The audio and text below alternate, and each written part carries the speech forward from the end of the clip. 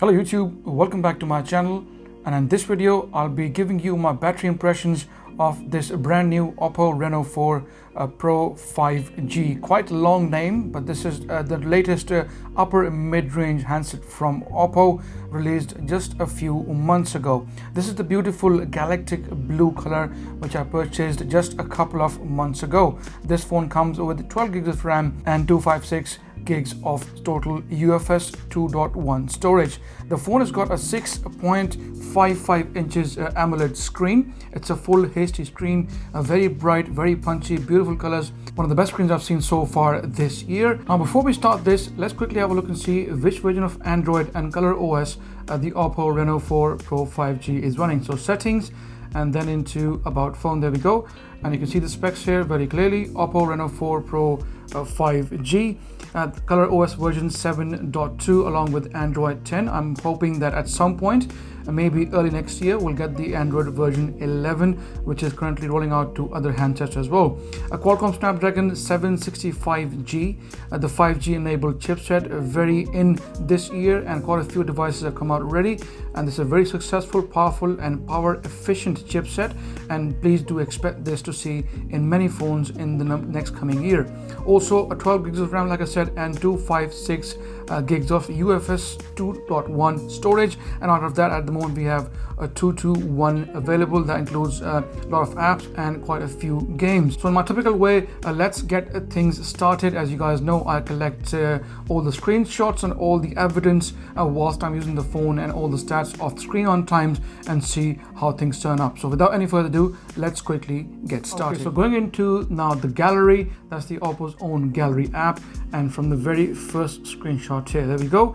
As you can see on the very first screenshot, the battery was all the way down to 9%, and I was able to see a total of 6 hours and 23 minutes of screen on time. And as you can see, it took me about 8 hours and 57 minutes to drain the battery down to 9%, and it will still had an hour, just over an hour, if I was to use obviously the battery saving mode, but I don't. I normally leave the phones the way they are out of the box on standard settings. Further down, it shows you what I've been using for the first usage: Amazon, YouTubing, social media, Insta, lots of emails, tweets and other stuff, and that's how I was able to achieve 6 hours and 23 minutes of screen on time with battery down to 9%, and this was initially with Wi-Fi only.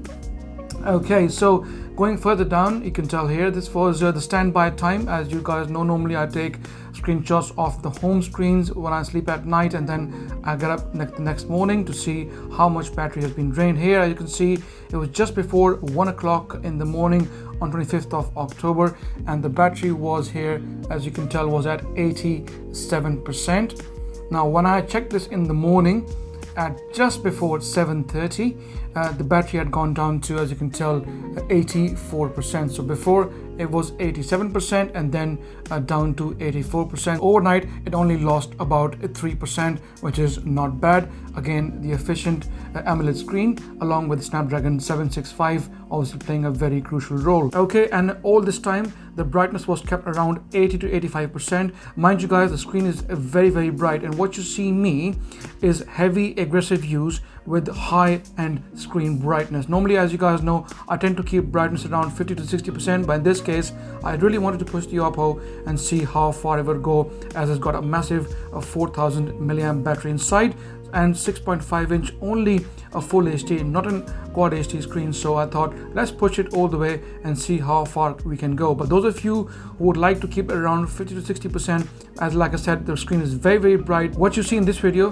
most likely you will see more screen on time. Okay, again, standby time at 3:06 in the morning on 28th of October.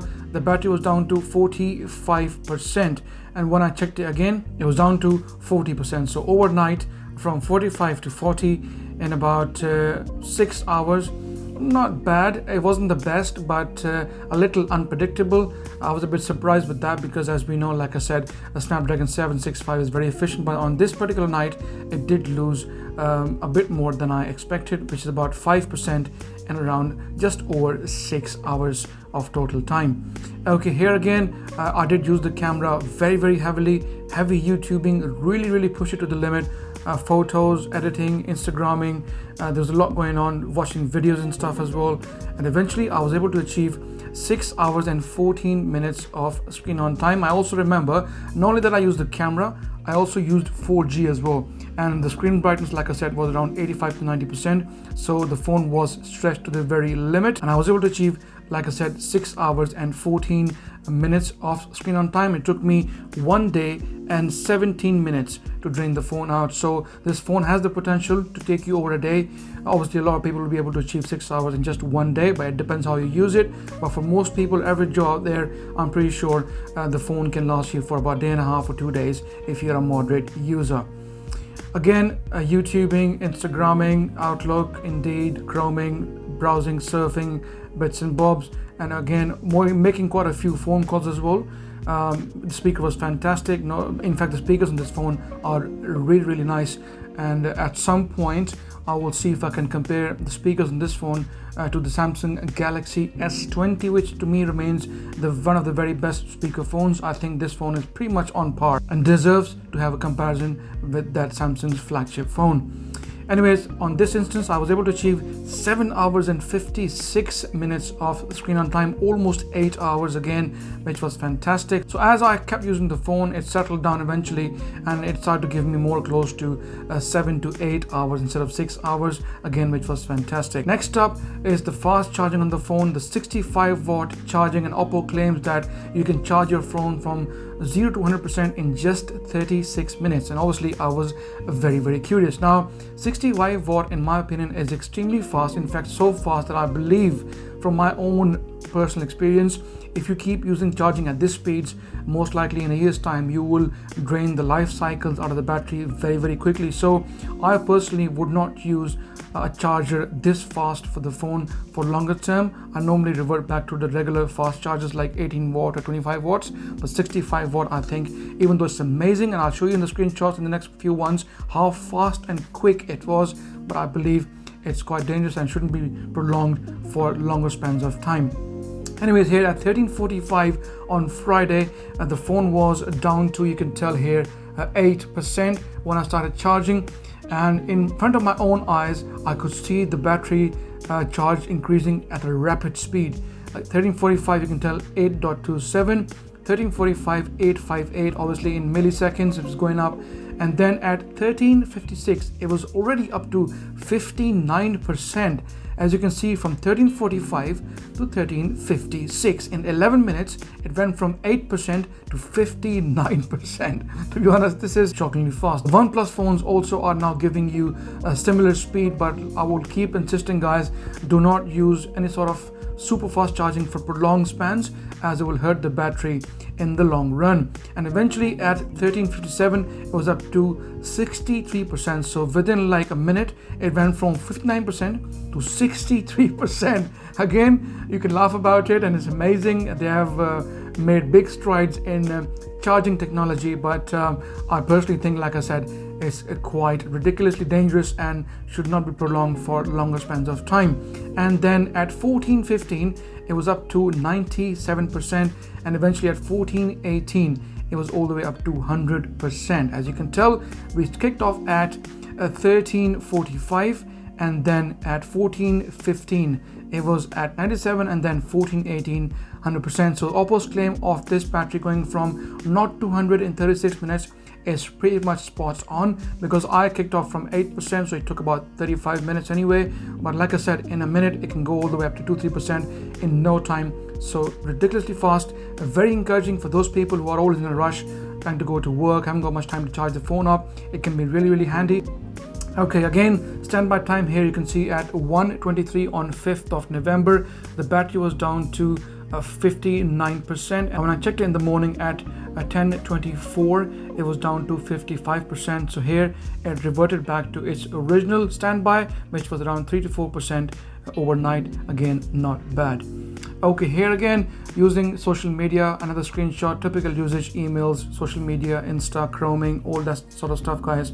And eventually I was able to achieve 6 hours and 13 minutes of screen on time at battery down to 9%. Again, WhatsApping, another screenshot, YouTubing, Outlook, and again I was able to achieve 6 hours and 37 minutes. Again, a mixed use of Wi-Fi and both 4G, giving me around 6.5 hours of screen on time. Now here I was gaming. Lots of people asked me this to please include this in the battery stats, which is how much battery would the phone drain if you're gaming on the phone. Now here, as you can see in the screenshot, I was at let's have a look, 69%, as you can tell, and the time was 19:28. I hope my camera can focus. There we go. Let's see if it can. There we go, guys. So at 19:28, 69%, and when I checked it again here at 20:09, about half an hour of gaming, the battery had gone down to 60%.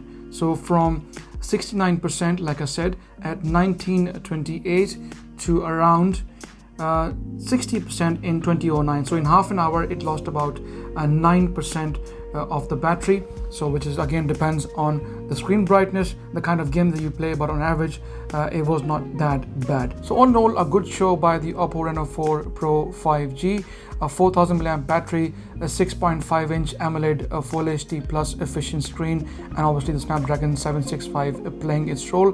By the way, I had no chance to test 5G because in my area there's no 5G yet, so hopefully in future I might even drop a quick video on my channel or social media to let you guys know how much battery it drains when it comes to 5G, and I'm hoping it's going to drain a lot more than what I showed you here, because obviously 5G takes its toll. We'll see how 5G behaves with the battery. But all in all, like I said, a good show by the Oppo, good sleek, light smartphone for its size. Overall, I quite like it. Cameras are outstanding. In fact, all cameras were very, very good. I'm sure you guys must have seen the videos of those already. If you haven't, please check the video clips on my channel. But all in all, very impressive stuff from Oppo, and I'm very satisfied. If you're thinking of buying this phone, and if battery life is a concern, don't be. This can hold easily for a day for a heavy user, and for a moderate user it can give you about a day and a half to 2 days, depending on how you use it. Guys, if you like my video, please give it a thumbs up. Any questions, please feel free to ask me in the comment section, and like always, please subscribe as it helps, and I shall see you in the next video.